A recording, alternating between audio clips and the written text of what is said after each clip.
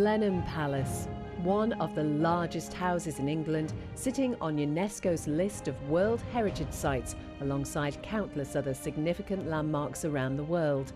It's also famous as the birthplace and ancestral home of Sir Winston Churchill.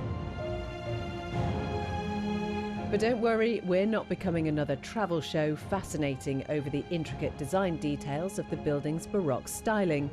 Today, Blenheim Palace is home to Salon Prive, a wondrous celebration of all things glamorous, high-end, elegant, and above all else, powerful.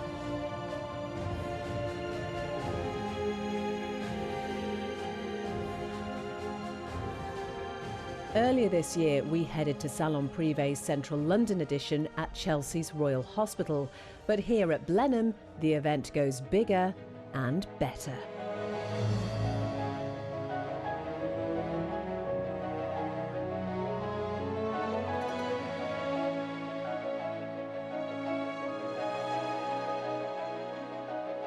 Clearly, Salon Prive attracts some frankly stunning cars, but there is one model in history that even the great Enzo Ferrari dubbed the most beautiful car ever made, and surprisingly the Italian was not talking about one of his own designs.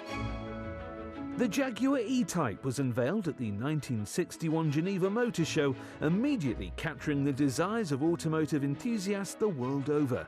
In fact, that first model caught so much interest that Jaguar delivered a second example to the show overnight to meet test drive demand.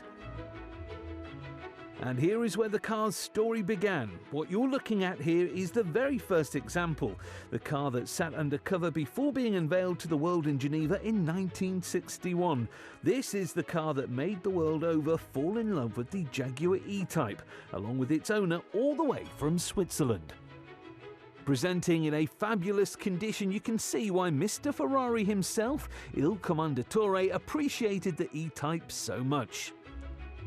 Sitting under that flowing bonnet is a 3.8-litre straight six, good for around 265 brake horsepower, allowing the sleek model to cut through the air all the way up to 150 miles per hour. With the fantastic fixed-head coupe shape forming a point at the tail of the car, brilliantly simple details and that long bonnet all making for a dainty shape, seeing any Series 1 E-Type feels special. But sitting in the presence of the very first model to ever see the light of day is a wonderfully unique way of kicking off this year's Salon Prive.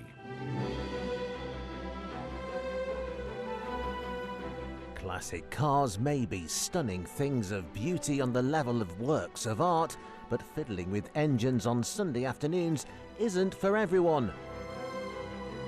That is where Resto Mods, modification projects aimed at modernising key attributes of classic cars, come in, and there are few better in the space than Tuthill.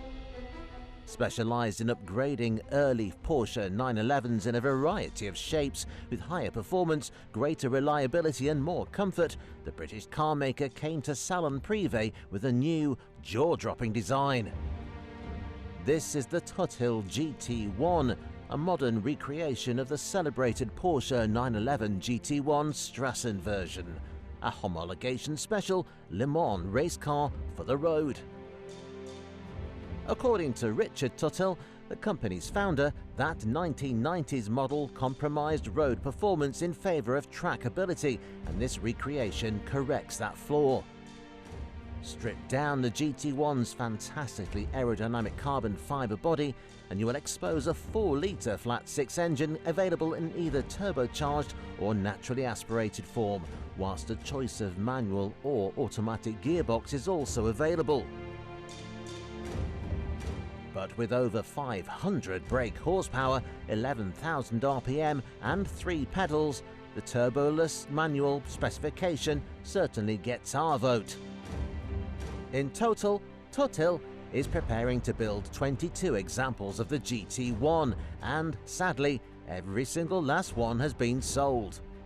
This latest Resto Mod creation is a fabulous throwback to the old FIA GT1 racing category that competed at the top of the sports car world. But it isn't alone in the endeavour to recall motoring past with a modern touch. Indeed, even the big brands of automotive exclusivity are trying their best to get in on the throwback action. Among the gorgeous flowing curves of other Aston Martin models present at Salon Prive sat a set of rigid shapes and wannabe muscle car lines. That vintage-looking body forms part of the manufacturer's latest special edition model, celebrating 110 years of the Aston Martin name, the Valor. But take a closer look, and can you see what it is yet? In actual fact, the Valor is a throwback of sorts to the first Vantage, with its bold presence and fastback body style, just like this one. Unlike a Restomod, the Valor is not a fine-tuned classic with refreshed internals and visual upgrades. Instead, it's its own model, built from the ground up, sporting looks inspired by the original Vantage in all its strapping glory. Lying under the infinitely long bonnet is the same 5.2-litre twin-turbocharged V12 as found in the DBS, good for 715 brake horsepower.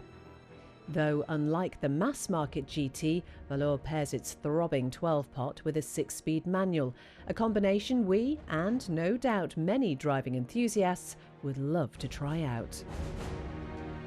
While the front end does get some sense of the model's throwback styling, it's really from the side that you spot the inspiration. The long bonnet leads wonderfully into the cabin, capped off by a fantastic fastback roofline and ducktail wing.